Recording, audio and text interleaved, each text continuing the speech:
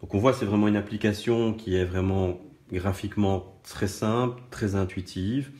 On a évidemment d'autres options qui vont nous permettre d'upgrader la tondeuse à distance. Un autre onglet, utilisation. Donc ici différentes options qu'on peut mettre en route.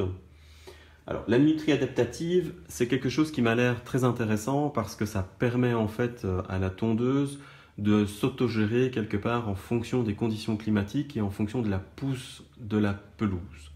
Alors moi je ne l'ai pas mis en place ici sur le programme, sur les conseils de l'installateur.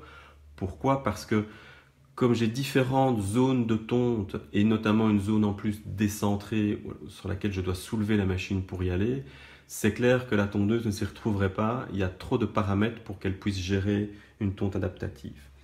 Par contre, j'ai mis le mode éco qui permet de faire une économie au niveau des signaux électriques dans les câbles, avec comme inconvénient éventuellement d'avoir un petit peu d'herbe qui pousse autour de la station de charge. Mais bon, voilà, faisons une économie.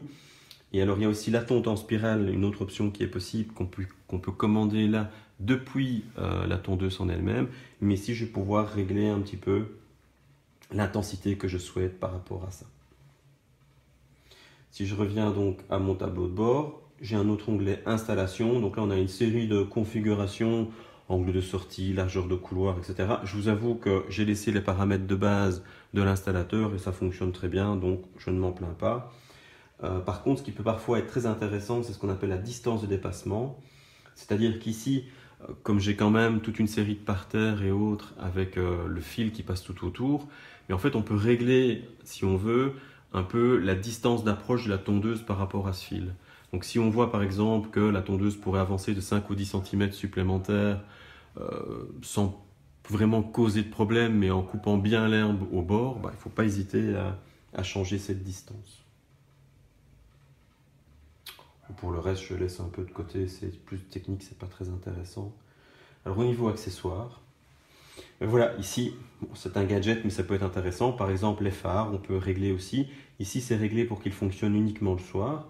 Maintenant, on pourrait le mettre pour qu'il fasse toujours éteint, comme on pourrait le mettre, par exemple, pour qu'il soit toujours allumé.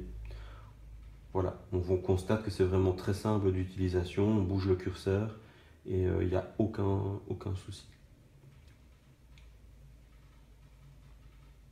Ouais, comme j'ai bougé, je dois toujours enregistrer. C'est enregistré.